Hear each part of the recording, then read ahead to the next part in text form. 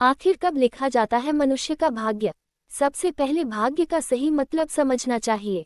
संसार के सभी जीव मात्र को अपने जन्म से लेकर मृत्यु तक जो भी संयोग या प्रसंग या घटना उस जीव को भुगतने को आती है वह सारा कर्मफल है।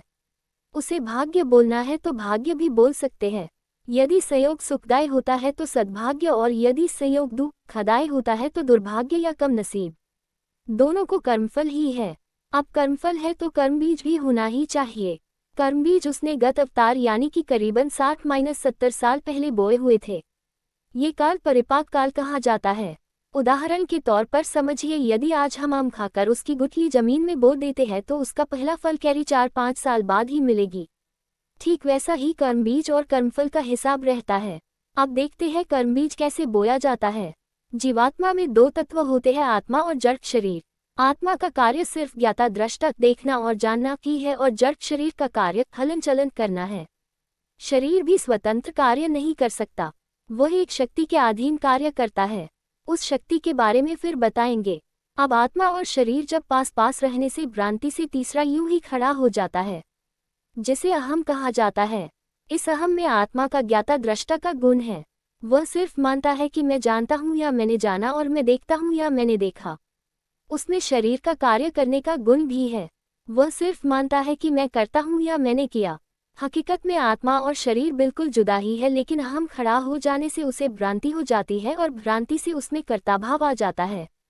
शरीर के सारे कार्य को कर्ताभाव से वह मानता है कि मैंने किया। ये कर्ताभाव जो ही हुआ ठीक उसी वक्त कर्मबीज बोया जाता है।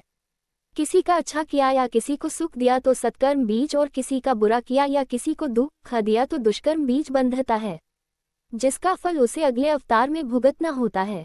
सत्कर्म का फल सुख और दुष्कर्म का फल दुख भुगतना होता है।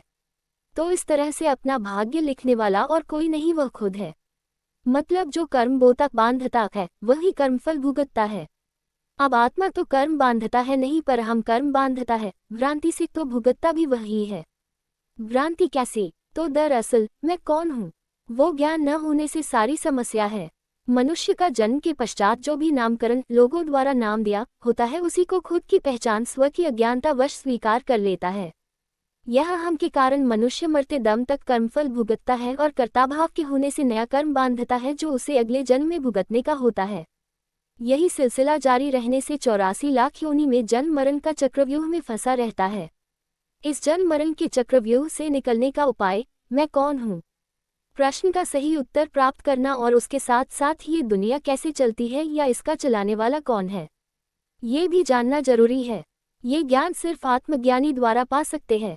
ऐसा आत्मज्ञानी जिसे आत्मज्ञान हो चुका है, उपरोक्त प्रश्न का उत्तर मिल चुका है और अन्यों को भी आत्मज्ञान करा सकने की क्षमता रखता है।